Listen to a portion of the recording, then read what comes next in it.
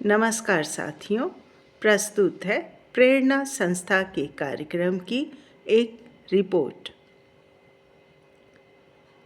ढलती रात, निखरता सूरज, यह थीम रखा गया था गोष्ठी का।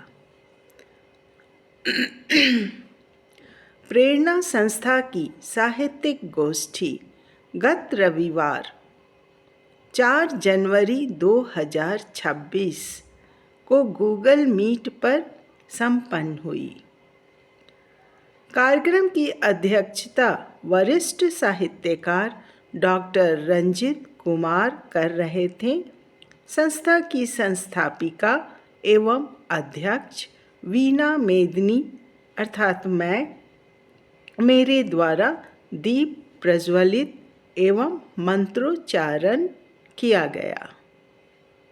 पश्चात इसके सुदेश वत्स एवं भगवती सक्सेना गौड़ के द्वारा राष्ट्रीय गीत गाया गया एवं गीता चौबे गूंज की सरस्वती वंदना से कार्यक्रम की शुरुआत हुई।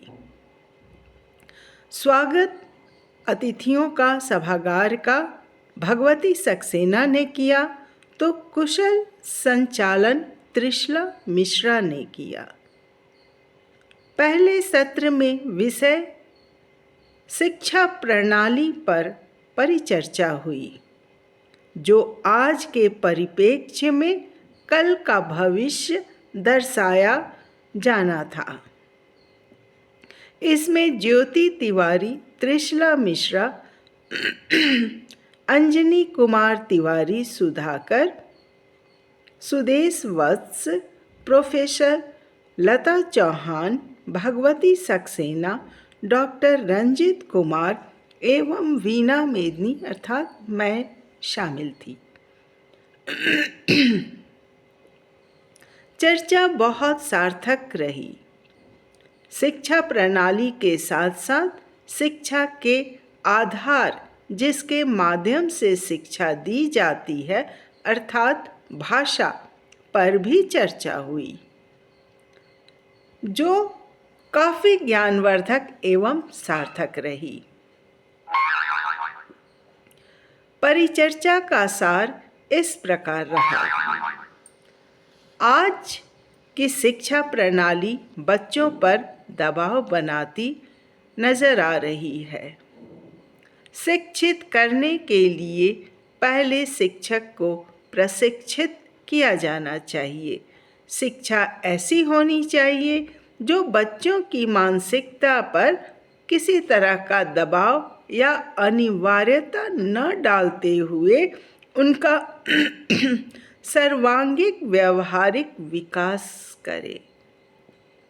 शिक्षा किस भाषा में हो इसका निर्धारण भी किया जाना चाहिए, ताकि बड़े होकर बच्चा भारत में अपने देश में जहाँ कहीं भी जाए तो उसे मुश्किल न आए।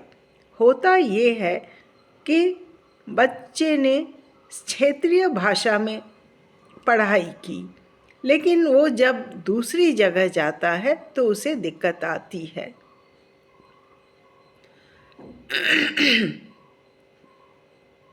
शिक्षा देने का माध्यम तो भाषा ही है। फिर चर्चा भाषा पर भी हुई, जो काफ़ी सार्थक रही। सभी भाषाएं प्यारी और आवश्यक है। सभी को अपनी मातृभूमि, मातृभाषा प्यारी है, उससे लगाव है। फिर यह लड़ाई और तनाव किस लिए? हम मानव हैं तो हमें मानवता को ध्यान में रखते हुए मानव की भावनाओं को समझना चाहिए। एकजुट होकर एकता का संचार करना चाहिए। मेरी भाषा तेरी भाषा छोड़कर यह सारी भाषाएं हम सबकी भाषाएं हैं। हम पहले भारतीय हैं, फिर हम सभी को एक पहचान मिलनी चाहिए। हमारी एक राष्ट्रभाषा होनी चाहिए। वह कौन सी भाषा हो? राजकीय भाषा सिर्फ उसी राज्य में अधिकतर बोली जाती है। हिंदी भारत में ही नहीं, विदेशों में भी बोली जाती है। कोई अगर हिंदी बोलता है तो तुरंत कहा जाता है कि यह भारतीय है। उसी तरह भोजपुरी से बिहारी तो बांग्ला से बंगाली का बोध होता है। इसी तरह प्रत्येक भाषा अपने क्षेत्र से जुड़ी दर्शाती है। हिंदी राष्ट्रभाषा इसलिए बनना चाहिए क्योंकि यह भारत का पर्याय बन गया है। सभी भाषाएं भारत की प्यारी भाषाएं हैं। सभी भाषाओं को साथ लेकर चलना चाहिए।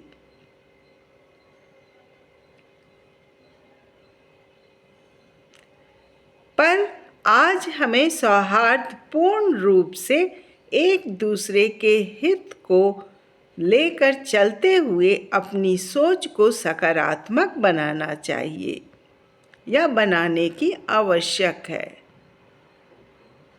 आवश्यकता है।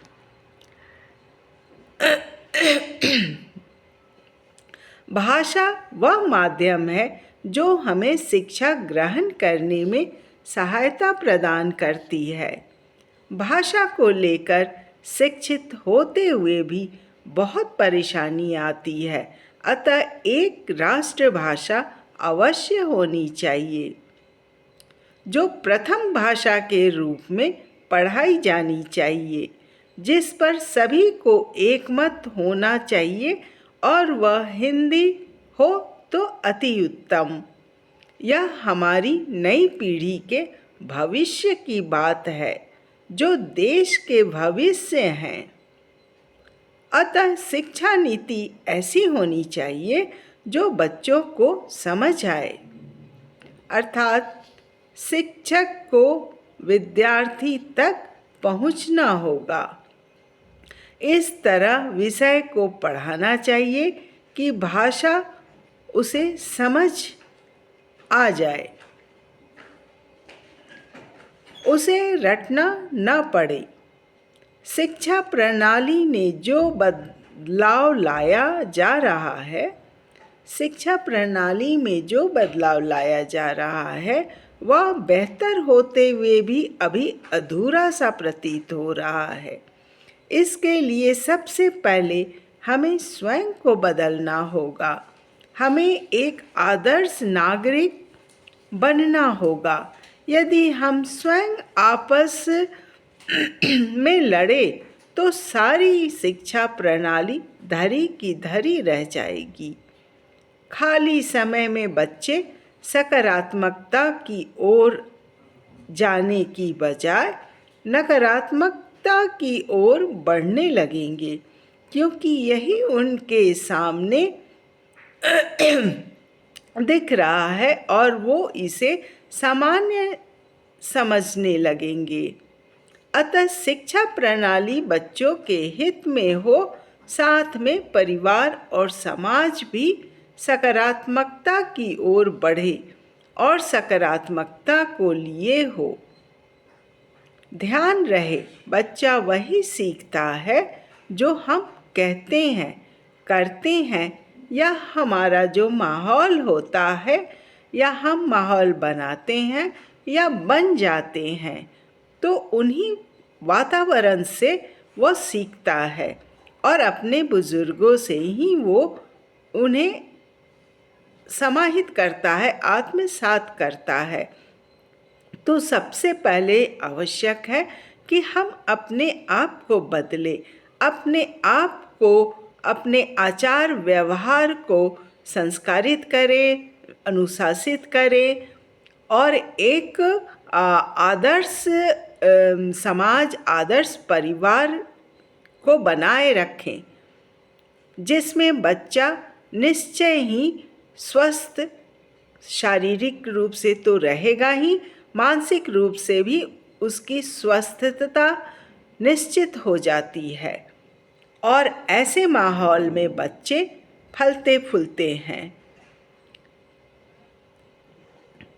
तत्पश्चात कविता पाठ किया गया, जिसमें ज्योति तिवारी, भगवती सक्सेना, त्रिशला मिश्रा, भावना तोमर, अंजनी कुमार तिवारी सुधाकर, रतिंदर कौर, गीता चौबे गूंज, डॉक्टर शशि मंगल, रमा बहेड़, निर्मला कर्ण, मधु मनमौजी, डॉक्टर शैलजा रोला, सुदेश वत्स, वीणा मेदनी, डॉक्टर रंजित कुमार इत्यादि ने भाग लिया।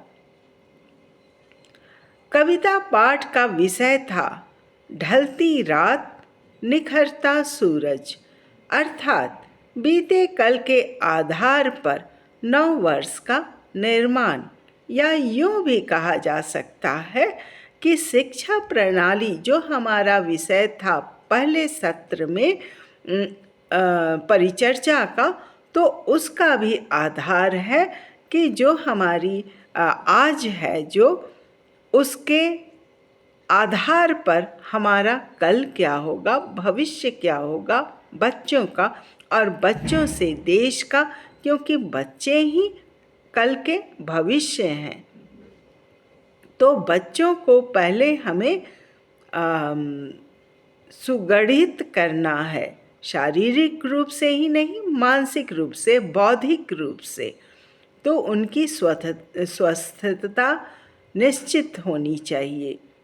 अंत में समीक्षात्मक अध्यक्षीय उद्बोधन डॉक्टर रंजित कुमार ने दिया, तो वीणा मेदनी ने धन्यवाद ज्ञापित करते हुए राष्ट्रगान गाया। कार्यक्रम सफलतापूर्वक संपन्न हुआ। धन्यवाद।